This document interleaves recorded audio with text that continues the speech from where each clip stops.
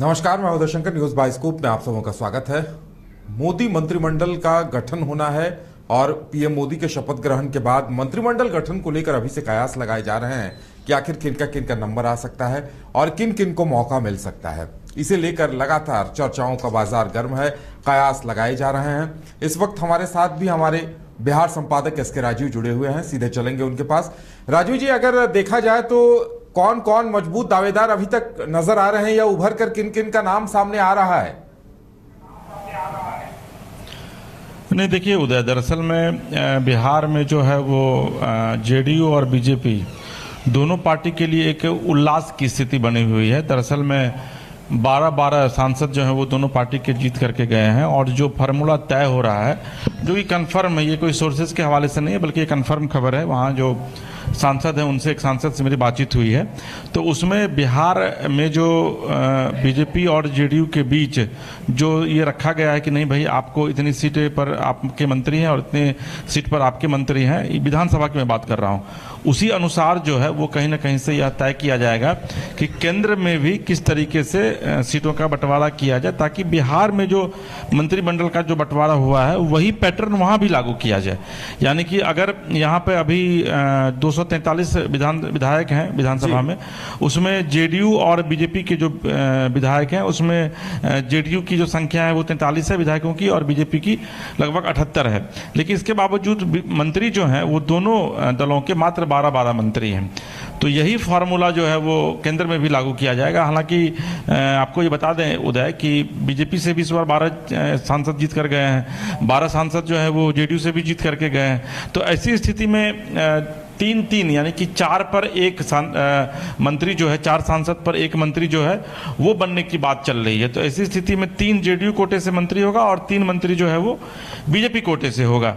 हालांकि ये भी कहा जा रहा है कि नहीं भाई, उसकी संख्या बढ़ा करके 4-4 की जाए, यानी चूंकि 2025 में आपको पता है कि बिहार में विधानसभा का चुनाव होना है और ऐसी स्थिति में जेडीयू और बीजेपी, ये कल ही विधिवत अनाउंस कर दिया गया है कि दोनों पार्टियां जो है वो साथ लड़ेंगी विधानसभा का चुनाव और नीतीश कुमार के नेतृत्व में चुनाव लड़ा जाएगा। यानी कि नीतीश कुमार जो है वो लीडर होंगे विधानसभा में जो चुनाव लड़ेगी बीजेपी और जेडीयू उसके। तो अब 4-4 अगर मंत्री के मंडल में जगह दी जाती है तो निश्चित तौर पर बिहार में मंत्रियों की संख्या 10 हो जाएगी, क्योंकि जीतन राम मांझी को स्वतंत्र प्रभार दिया जा रहा है, ये कंफर्म खबर है। चिराग पासवान को एक मंत्रिमंडल में जगह दी जा रही है, चिराग पासवान की पार्टी को। तो एलजेपी-आर और हमसे 2 मंत्री हो गए और अगर 4-4 मंत्री होते हैं जेडीयू और बीजेपी से तो मंत्रियों की संख्या 10 हो जाएगी। और मुझे लगता है कि इस फॉर्मूले को निश्चित तौर पर एनडीए अपनाएगी, मोदी अपनाएंगे, क्योंकि 2025 का रन जो है विधानसभा का, उसको जीतना एक बड़ा टारगेट होगा एनडीए के समक्ष, चाहे वो नीतीश कुमार हो या फिर बीजेपी हो। तो इसीलिए ये जो फॉर्मूला जो है वो बिहार में अपनाया जा सकता है। हालांकि अभी तक जो चर्चा उसके मुताबिक 3 जेडीयू से, 3 बीजेपी से और 2 एलजेपी और हमसे एक जो मंत्री हैं वो उस कोटे से बनेंगे। जी उदय, बिल्कुल। तो अब लगता है कि ये जो मंत्री बनेंगे तो क्या जातीय समीकरण आधार होगा या जो दल के प्रमुख होंगे बीजेपी और जेडीयू की तरफ से ये तय किया जाएगा कि किन को मौका दिया जाए? लगता है जब चुनाव के मद्देनजर ही अगर चेहरों को चुनना है तो इसमें जातिगत आधार को अहमियत दी जाएगी, लगता है। नहीं, देखिए एक निर्णय और हुआ है जी। तो पहले आपको और एक बड़ी ब्रेकिंग दे दें कि कल जो 7000 लोगों को बुलाया गया है दिल्ली पीएम के ओथ सेरेमनी में, उसमें बिहार बीजेपी के या फिर जेडीयू के जितने भी एमएलए और एमएलसी हैं, जितने मंत्री हैं, उन तमाम लोगों को कॉल किया गया। यानी कि जेडीयू और एनडीए के तमाम जो एमएलए एमएलसी और मंत्री हैं उनको बिहार से कॉल किया गया है। साथ ही जितने भी जिला अध्यक्ष हैं पार्टी के, बीजेपी के जिला अध्यक्ष, उनको भी उस ओथ सेरेमनी में जो है वो कॉल किया गया है। तो आप समझिए कि बिहार को किस तरीके से तवज्जो जो है वो बीजेपी या फिर एनडीए जो है वो दे रही है। आपका जो सवाल है कि देखिए उसमें एक चीज तय किया गया है, जिसमें कि आज भी जो मीटिंग हुई है जेपी नड्डा के आवास पर, जिसमें कि अमित शाह, जेपी नड्डा, तमाम लोग मौजूद थे।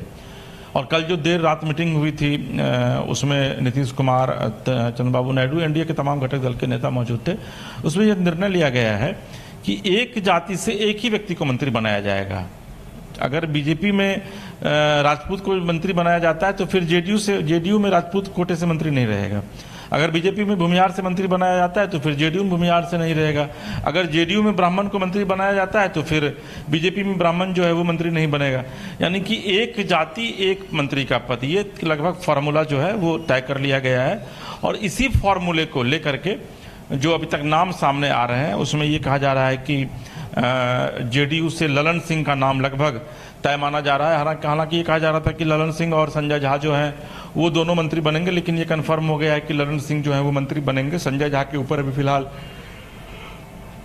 पार्टी जो है वो दांव नहीं लगा रही है। वहीं दूसरी तरफ आप बात करेंगे तो रमानाथ ठाकुर जो कि कर्पूरी ठाकुर के जो बेटे हैं उनको मंत्री बनाने की चर्चा जो है वो जोरों पर है। और दो जो और मंत्रिमंडल में नाम आ रहा है उसमें एक दिलेश्वर कामत है जो कि सुपौल से सांसद बने हैं, तीसरी बार डीआरएम भी रहे हैं रेलवे विभाग में, उनका नाम सामने आ रहा है। एक नाम सुनील कुमार कार है जो कि जाति से कुशवाहा है, बेतिया से वो बिलोंग करते हैं, बेतिया से वो इस बार वो चुनाव जीते हैं, उनका नाम जेडीयू से आ रहा है। और एक कौशलेंद्र कुमार जो कि आपको नालंदा नीतीश के गिरी जिले से बिलोंग करते हैं, वहां से सांसद अभी चुनाव जीते हैं, उनका नाम आ रहा है। वहीं अगर आप बीजेपी से बात करेंगे तो बीजेपी से गोपाल जी ठाकुर दरभंगा से चुनाव जीते हैं, उनका नाम आ रहा है। गिरिराज सिंह का नाम आ रहा है जो कि बेगूसराय से चुनाव जीत करके आए हैं। इसके अलावे जनार्दन सिंह सिगरीवाल, उनका भी नाम जो है वो सामने आ रहा है। और नित्यानंद राय जो कि उजियारपुर से चुनाव जीते हैं, वो यादव जाति से बिलोंग करते हैं। और तो इन चारों लोगों का नाम जो है वो बीजेपी से फिलहाल सामने आ रहा है। लेकिन कौन लोग मंत्री बनेंगे ये तो फाइनल अधिकार जो है वो प्रधानमंत्री के पास रहता है कि कैबिनेट का अगर वो एक्सपेंड कर रहे हैं तो फिर किनको वो मंत्री बनाएंगे, मंत्रिमंडल में कौन सा पोर्टफोलियो उनको दिया जाएगा, ये कंप्लीट प्रधानमंत्री के अधिकार के क्षेत्र में है। लेकिन नीतीश कुमार के साथ जो उनकी बातचीत हुई है तो वो बातचीत अब सिर्फ जेडीयू को लेकर नहीं हो रही है, वो बातचीत हो रही है बीजेपी और जेडीयू को, ताकि बिहार में किस तरीके से एनडीए को और मजबूत किया जा सके। क्योंकि आपको एक चीज आप देखे होंगे उदय कि इस बार का जो चुनावी परिणाम सामने आया है उसमें वोट परसेंटेज घटा है जेडीयू का जो वोट परसेंटेज 2019 में 18% के करीब था वो 15% हो गया है।